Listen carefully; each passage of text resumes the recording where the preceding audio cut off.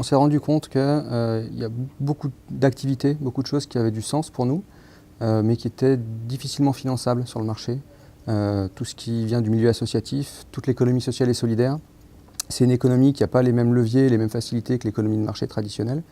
Donc ce qu'on a voulu faire, c'est créer un outil pour les aider à se financer, alors indirectement en finançant leur foncier. Donc la plateforme de Quenzi, c'est une plateforme de finance participative dans laquelle tout un chacun pourra investir à partir de 100 € une petite partie de ses économies qui va être investie dans de l'immobilier. Cet immobilier est ensuite mis à disposition à ces entreprises ou ces associations pour un loyer parfaitement modéré. Donc c'est un moyen de les soutenir en les aidant, en ayant des loyers moins chers que ce qui se fait sur le marché. Et pour l'investisseur qui va faire un petit placement, au lieu de faire un don à cette association ou à cette société, ça va rester un placement dans l'immobilier, donc il aura une petite part d'un bien immobilier qu'il conservera et qu'il revendra quand il le souhaitera dans le temps.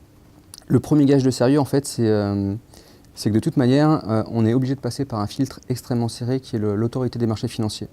Donc pour être en ligne, il faut qu'on soit agréé par l'autorité des marchés financiers, au même titre que Total ou Bouygues quand ils veulent vendre des actions en bourse.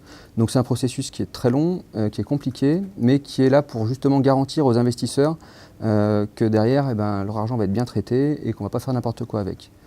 L'autre chose qu'on met en place pour ça, c'est qu'on a une politique d'hyper-transparence, c'est-à-dire que tout est transparent en ligne chez nous. Quand vous investissez dans un projet Quenzi, vous avez la comptabilité du projet en ligne. Donc au centime près, vous voyez chaque centime qui transite, vous pouvez le voir, donc vous savez exactement ce qui se passe avec votre argent et à quoi il est utilisé. Le mécanisme en fait, de crowdfunding immobilier locatif, il est né il y a quelques années en Angleterre et aux États-Unis. On a vu quelques petites entreprises qui ont commencé à se monter sur ce modèle-là.